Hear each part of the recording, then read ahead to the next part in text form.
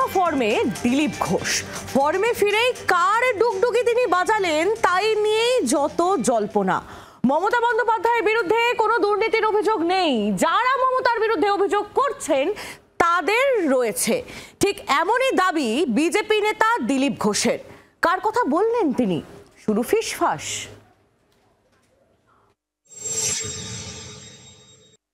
মমতা বন্দ্যোপাধ্যায়ের প্রশংসা করে দেওয়ার পর দল অস্বস্তিতে পড়েছিল, এটা তো আমি তো সবার প্রশংসা করি।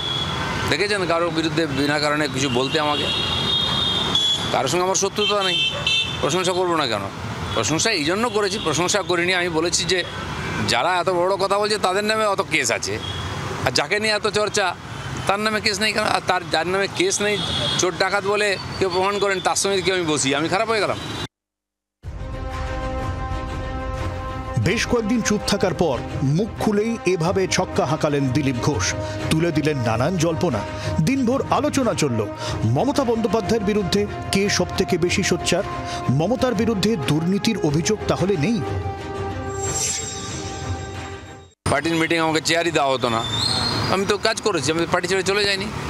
যারা আমাকে পার্টি ছাড়াতে চেয়েছিল অনেকজন, তারা খুব চেষ্টা করেছিল। দিলীপ ঘোষ ছাড়বে কখনো বলেনি। যে পার্টি দাঁড় করেছে পার্টি ছাড়বে কেন?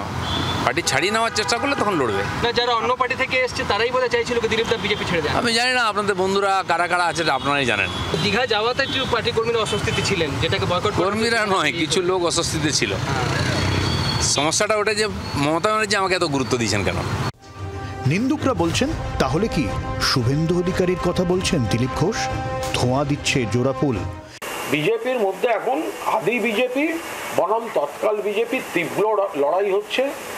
দিলীপ ঘোষ শ্রমিক ভট্টাচার্যকে সমর্থন করছেন, শ্রমিক ভট্টাচার্য দিলীপ ঘোষকে সম্মান করছেন, এবং জেলায় জেলায় ফোন যাচ্ছে যে আদি বিজেপি জেগে ওঠো, জাগতে রহো। বিজেপির ভেতরের এই লড়াইটা আমাদের কাছে একটা বিনোদন। এই জায়গা থেকেই দিলীপ ঘোষের তৃণমূল যোগের জল্পনা। যদিও বিজেপির নবনিযুক্ত রাজ্য সভাপতির সঙ্গে সাক্ষাতের পর সে জল্পনায় জল ঢেলেও খোঁচা দিতে ছাড়লেন না দিলীপ। আমার সেই বন্ধুরা খুব কষ্টের মধ্যে আছেন এখন, যারা আমাকে টিএমসিতে পাঠিয়ে দিচ্ছেন, যারা নতুন পার্টি করে নাম দিয়ে আমার নামে চালিয়ে দিচ্ছেন। এখন তাদের আবার কাল থেকে কি গল্প হয় দেখি। গল্প তৈরি করতে করতে ওরা ক্লান্ত হয়ে যাচ্ছেন, মাথা ব্যথা হয়ে আছে। আর কাল রাত থেকে আবার মিটিং বসেছে, এবার কি ফান্ডা বার করা যায়, আমিও অপেক্ষা করছি। কার প্রতি দিলীপ ঘোষের বাঁকা কথা তা নিয়ে আলোচনা জোরদার।